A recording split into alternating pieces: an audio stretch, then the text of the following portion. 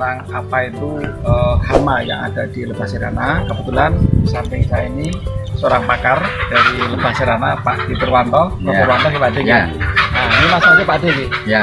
Hama yang ada di sirana itu apa saja Pak Ade kira-kira?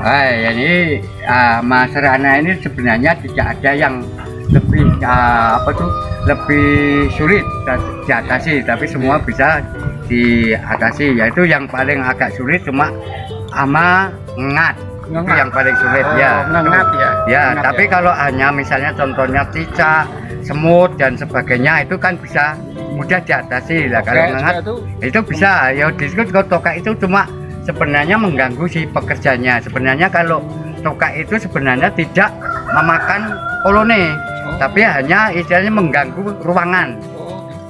Jadi ngengat Pak Ade ya? Ya. Kayak apa tuh Pak? Ya, Ngengat itu. ya nanti ini saya beri contoh ngengat seperti ini Pak. Ini kita Pak Ade perlindungan dulu ya sobat ya. Ya, ini contohnya. Oke.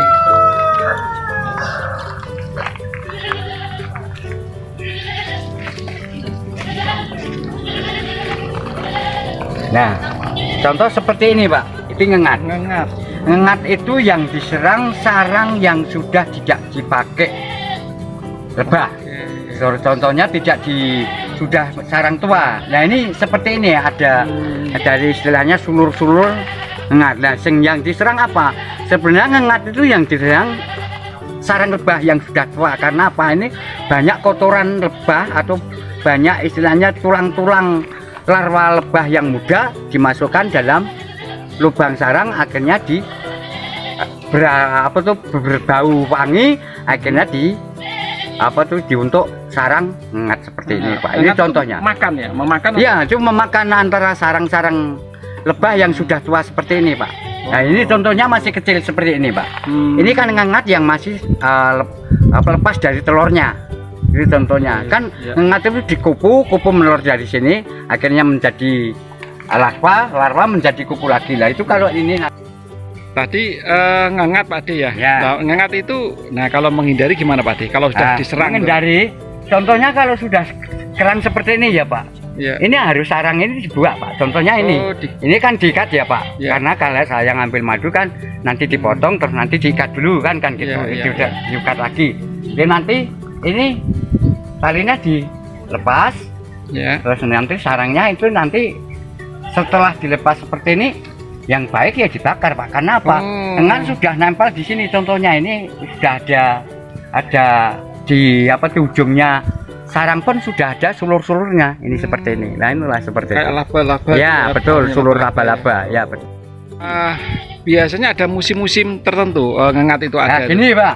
Biasanya kalau ngengat itu menyerang sarang lebah itu musim hujan akan mendekati musim kemarau Pak. Itu biasanya seperti itu. Ya, mendekati musim kemarau. Ya, itu karena apa? Istilahnya iklimnya kan sudah mau bergantian. Nah, itulah seperti itu. Ya, ya.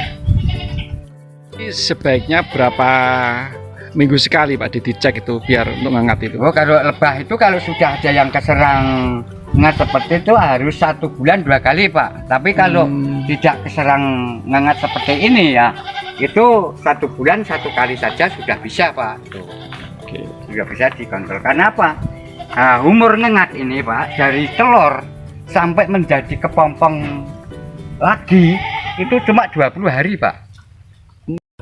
Tadi satu lagi yang menyerang apa tadi Pak Ade yang memang udah nggak ada di Indonesia. Dari Jepang dulu itu saya di sini sudah pernah keserang itu, tapi sampai sekarang dari mulai tahun 90 kan di lebah-lebah di hutan Wanagama kan keserang hama yang tidak saya ketahui. Nah itu namanya istilahnya mendatangkan tim dari luar negeri yaitu dari Jepang Pak. Itu setelah tim dari Jepang itu datang ke hutan Wanagama itu dari Jepang itu mengatakan penyakitnya penyakit hybrid Pak. hybrid, oke. Ya, belum ada obatnya, yang ada baru di Jepang. Nah hybrid itu nanti apa yang diserang itu Pak? Itu hybrid itu yang diserang larva lebah Pak. Jadi nanti larva lebah itu seperti kalau manusia itu seperti istilahnya penyakit disenteri Pak. Seperti itu. Jadi kalau manusia kan mencret, Iya. akhirnya kan kurus Kurus. bisa mati. Iya. Itu sama Pak. Jadi kalau lebah itu yang diserang larva itu nanti terus mengecil, akhirnya juga kotorannya juga seperti manusia itu mencret juga nanti setelah mengecil itu terus semakin lama semakin membusuk, si pekerjanya sudah tidak sempat untuk memberi makan, akhirnya bisa mengistirahatkan koloninya Pak. Itu kalau nanti penyakit mati membusuk ya. ya nanti membusuk itu larvanya. Oke. Jadi memang yang agak lumayan sulit itu pencegahannya adalah ngengat ya Pak. Iya betul. Jadi memang kalau sudah kena ngengat memang harus dibakar. Dan memang ini biasanya menjelang mau ini ya Kemarau. Setelah kemarau mau Ya. menjelang musim hujan ya. Ya. Biasanya ngengat akan ada. Ya. Jadi harapannya nanti kepada mitra-mitra semuanya, semoga nanti kita semoga tidak akan ada hama yang menyerang ke kemitraan Pak Dipo ya Pak. Ya amin ya ya. Oke, terima kasih sobat semuanya. Sampai ketemu untuk di channel berikutnya.